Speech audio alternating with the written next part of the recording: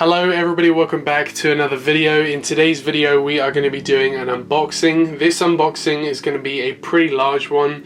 We have 8 models in this box, and as you can probably tell by the model boxes sticking out the top there, these didn't all come in this one box. I've been waiting for multiple shipments of these models to come over the past few weeks, and we finally have them. I do have some other unboxings kind of waiting off in the sidelines at the moment because I'm waiting on some other models to arrive before I actually record an unboxing. For example, I have another 1-200 fighter jet unboxing lined up, but I have a couple more fighter jets in the mail at the moment, so I'm going to wait until they all get here before I do one kind of giant fighter jet unboxing. But today we have a pretty standard 1-400 model unboxing. We have quite a diverse unboxing as well. I believe we have 3 GeminiJets models, we have 4 NG models, and we have 1 Phoenix model as well. So without further ado, I think I'm just going to go ahead and get these models out. Now, as usual, what I'm going to do, I'm going to take them out one at a time,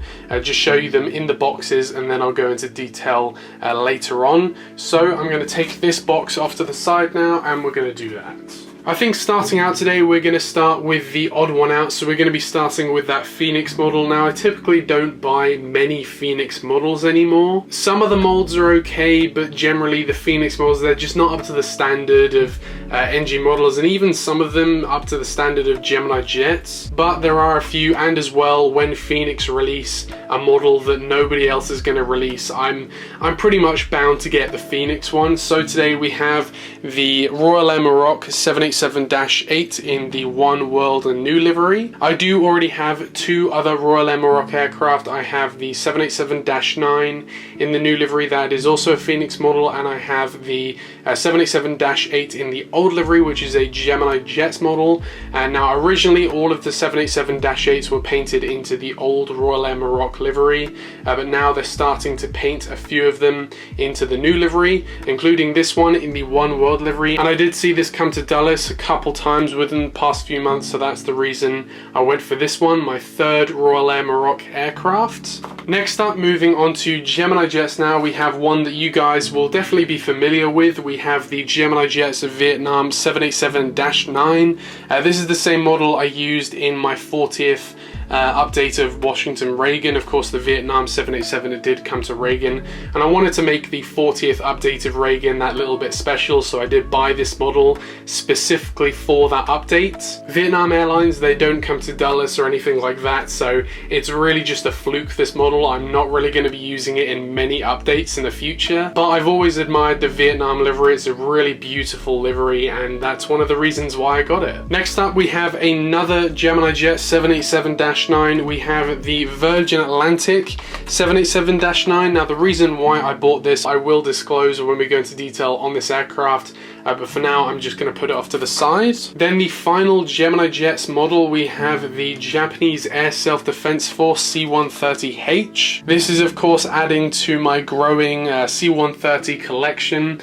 We still don't have a plain basic grey C-130 in the fleet, so I am looking out for one of them in the near future. And next up, we have a model you guys will be familiar with. I included this in my military collection video, but we have the NG models French Air Force A330-200. I have had this out of the box and I've seen the model, of course, but I put it back into the box for this unboxing.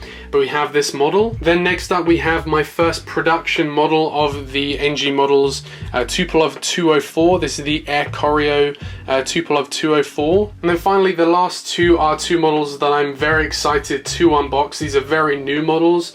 We have, first off, we have the NG models Southwest Airlines 737-800 in the American flag livery, or the 50th anniversary color scheme. Looks like a really good model, that one. And then finally, we have the NG models Alaska Do What Is Right livery 737-900ER.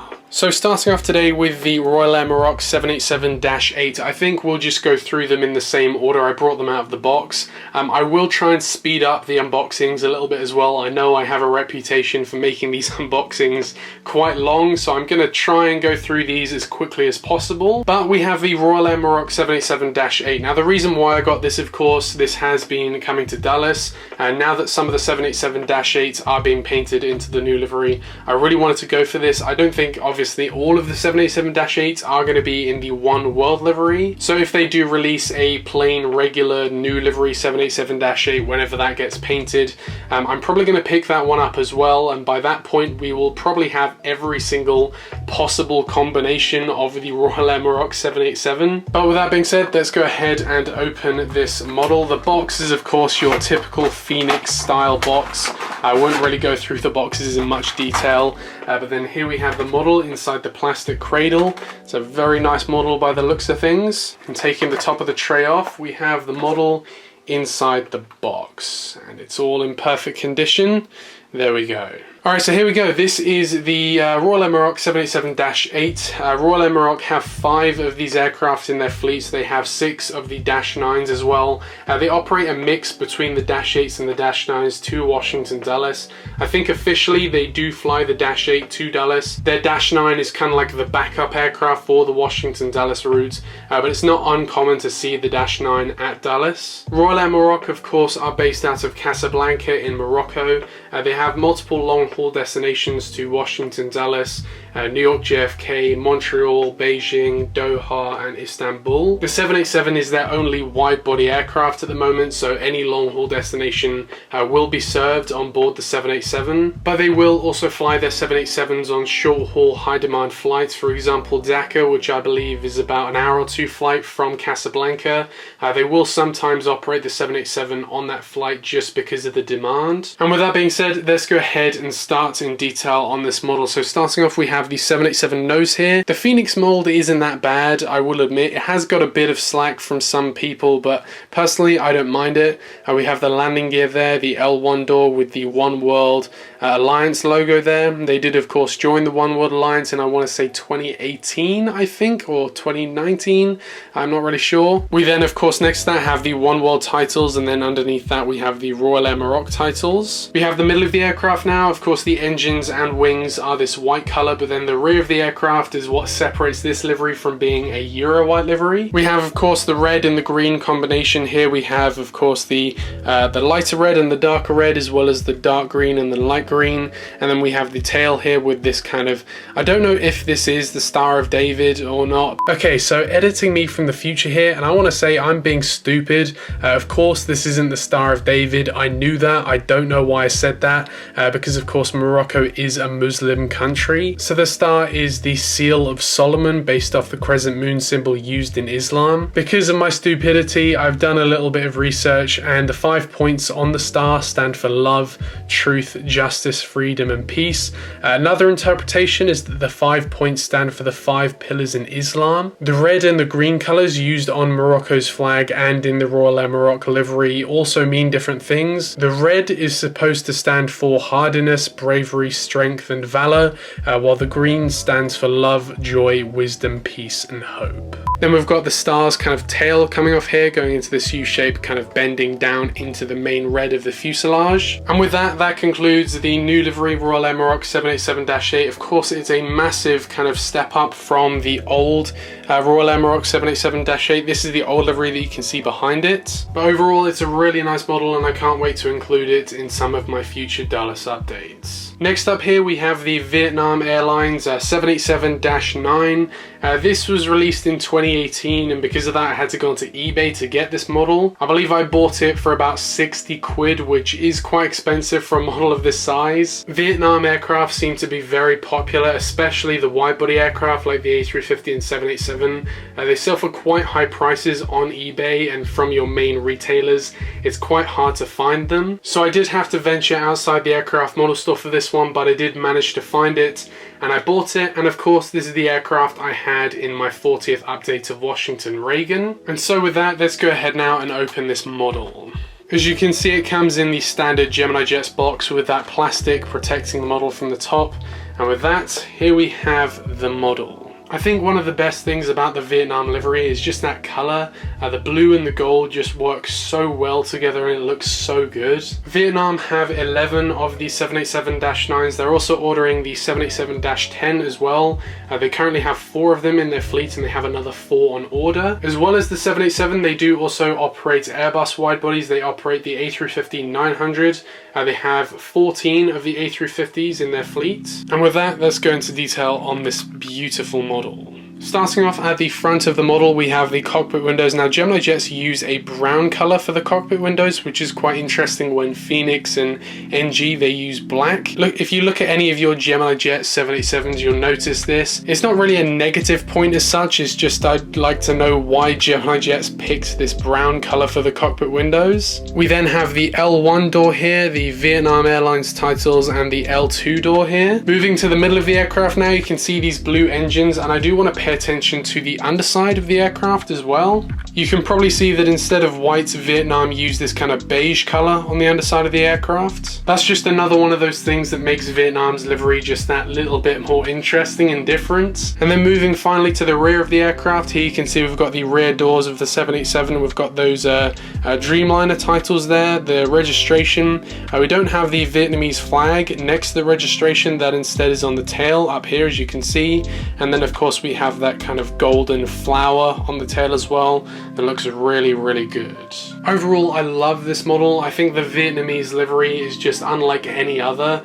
If you can get a Vietnamese aircraft of any type, I would definitely recommend doing that. It's just a really nice aircraft and livery to have in any collection. And so yeah, as I said, I would definitely recommend trying to get a Vietnam aircraft. And then next up here we have the Virgin Atlantic 787-9. Now the reason I got this above just being a nice aircraft is Virgin Atlantic announced that they would restart service to Washington Dulles on August 25th. Now, as I'm aware, that hasn't happened yet. As you can see, for some reason, all flights to Dulles from Heathrow have been cancelled for some unknown reason. But as you can probably see down here, the 787 will be the aircraft they start service to Dulles on. Before the pandemic, it was the A330-300. I have the A330-300, but now they will start flying the 787-9 to Dulles instead of the A330. I don't know why Virgin Atlantic have cancelled the flights to Washington Dulles. As I said, they were due to start a few weeks ago, but they haven't, which is the weird thing. But for whenever they do, I have this aircraft available to me. This is the GeminiJets release again. This is quite an old one. I did get this from the aircraft model store though. This is a 2020 release, so only a year old. And with that, I'm going to go ahead now and open the box. Of course, it's your standard GeminiJets box, nothing really to note. And inside the box, around all the plastic protection, we have the beautiful Virgin Atlantic 787-9. That is an amazing model. Now, GeminiJets in the past, they have been criticized for kind of having a red color that's too dark. But personally, I really like the red color GeminiJets have used. It's a bit like that NG model situation where their colors were incorrect, but somehow they were better. It's essentially like they've just taken the entire model and just upped the contrast compared to real life. I think this kind of main fuselage color is a little bit too white, and maybe the red color is a little bit too dark, but it looks really good. The 787-9 is currently kind of the backbone of the Virgin Atlantic fleet. This is the aircraft they have the most of.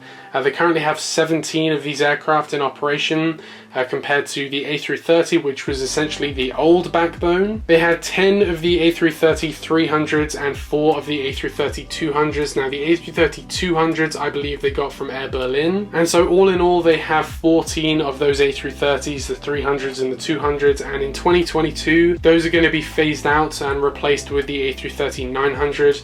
They have 14 of the A330-900s on order, so those will be the replacements for both the A330-200 and the 300. And then apart from the A330 and the 787, they have one other aircraft. It's kind of like their flagship aircraft. It's their replacement for the 747. It's the A350-1000. I would love to get a Virgin Atlantic A350. They don't fly to Dulles, so I don't really need it as such, but I would still really like to get it to kind of complete my Virgin Atlantic collection. But apart from that, we're going to go into detail on this model now. So zooming in on the nose. So starting off with the nose here, we have of course the forward landing gear, we have the L1 door, the type of the aircraft, the Boeing 787-9. We then have the name of the aircraft. Of course, all Virgin Atlantic aircraft are named. This one is named Dream Jenny. Moving back, we then have the Virgin Atlantic titles in that kind of purple color, along with the Wi-Fi box on the top of the aircraft there. The dark red engines, these are the Rolls-Royce engines on the Virgin Atlantic 787s. We then have the wings of the aircraft. Now the Virgin Atlantic 787s, they are quite unique in the fact that the wingtips, as you can probably see back there, are painted red. It's a really nice touch that I think a lot of other 787s could kind of be improved upon by doing this exact same thing. And then finally moving to the rear of the aircraft, we have the registration down here, we have the rear door, and then finally the tail of the aircraft with those Virgin titles. So overall, it's a really nice model. I love the mold, I love the livery. It's just an amazing model, to be honest. And next up here, moving on to the final GeminiJets model, here we have the Japanese Air Self-Defense Force C-130H. The H is the older version of the C-130 and the J is the newer upgraded version of the C-130. And this model in particular, if you can't tell by some of the older box designs, is a very old release. This was released 16 years ago in 2005, but GeminiJets haven't upgraded the C-130 mold ever. The same C-130 model they released in I think 2002 or 2003 is the same one we're still getting now. So when it comes to buying old C-130s like this, there really is no difference in quality. But to be honest, this is probably one of the most reliable molds that GeminiJets have ever released. It's a really nice one, and that's the reason why I got it. This is my 5th C-130, and I do hope to get more. I've got a lot of the kind of the interesting liveries like the Blue Angels, the US Coast Guard, and then some camo liveries. And so as I said at the start, I do want to get a plain basic US Air Force C-130 eventually, but this is not a plain basic C-130. As you can probably see by the art on the box, this is a light blue color. I would guess the reason why it's a light blue color is to either blend in with the sea or the sky, but it's just a really unique color scheme, and that's the main reason why I got it, to be honest. Being an old GeminiJets model, as you can see, we've got this piece of foam on the top, and we have, of course, oh, it's already come off, but we do have the nose plastic piece. A lot of the old GeminiJets models have this plastic piece kind of wrapped around the nose, so that's pretty cool. But here we have the model, and of course the C-130 is vastly smaller than the 787. The Japanese Air Self-Defense Force have 14 of these in their fleet, and to my knowledge, they don't have any plans to retire them. A lot of operators are now retiring the H, as the original H is 70 years old now, and they are replacing them with either the J version, which is the newer C-130, or a lot of European countries are replacing them with the A400s. But going into detail on this model, now there's not a lot to note. Starting off at the nose of the aircraft here, we have the cockpit windows.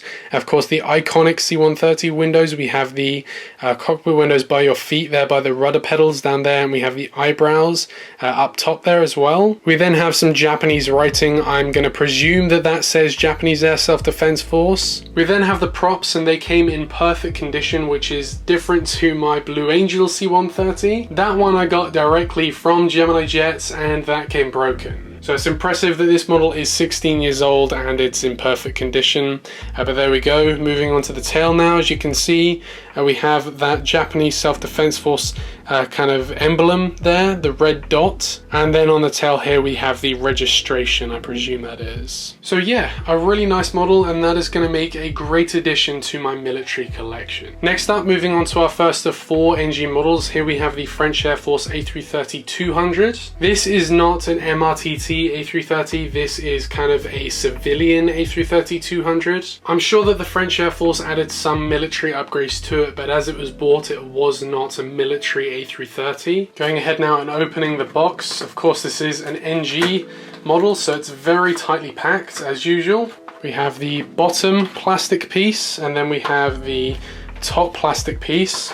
The plastic sheet that goes over the model, and then inside the polystyrene we have the model. And here it is in one piece. I have noticed that NG, they have kind of fixed that packaging issue. Originally, when the model sits inside here, they put plastic on the underside, which put pressure on the landing gear from underneath, which meant that a lot of the A330s and 787s, they were arriving broken just because of the packaging. But now they've improved it so that there's only one plastic sheet on the top of the aircraft, there's no plastic sheet on the bottom, which means that they're not coming broken anymore, which is really good to see. It's really nice to see a company kind of making improvements to faults. So it's really nice to see NG kind of fixing problems that are easily fixable just with kind of some communication on the packaging process. And because of that, we have a perfectly fine A330 today. The French Air Force have 2 of these A330-200s while they have 4 of the A330 MRTTs. The MRTTs will be responsible for troop transport as well as refueling other aircraft in flight. But these A330-200s, these have one job, and that's to transport kind of heads of state of France to various destinations. The French Air Force also operates the Dassault Falcon, which is of course a large private jet which they use for kind of inter-Europe travel.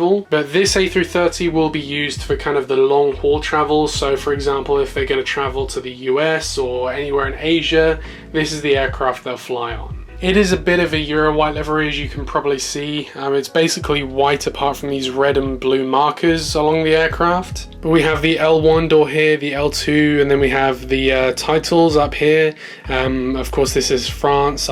Republic of France. I'm not really sure what that says. And then moving to the middle of the aircraft, of course, we have those white engines, a white fuselage, and then at the rear of the aircraft, we have the French Air Force kind of emblem there with the registration, and then on the tail we have this blue, white and red combination, I guess to kind of symbolize the French flag. And then on the winglets as well, we have that blue, white and red as well. So overall, it's a pretty nice model. The mold is outstanding as usual from NG models. The livery could be a bit better. It's basically just white with a little bit of red and blue in there, but there we go. The reason why I got this, of course, is I am slowly building up to releasing a G7 Summit airport update where we have kind of heads of state aircraft from all around the world. So I'm slowly building up to that, and of course this aircraft will play a crucial part in that video. But apart from that, I'm going to put that off to the side and we'll move on to our next model. Next up, we have the Air Koryo TU-204-300. Of course, the 204, it's a bit of reverse psychology. The 204-300 is the shorter version,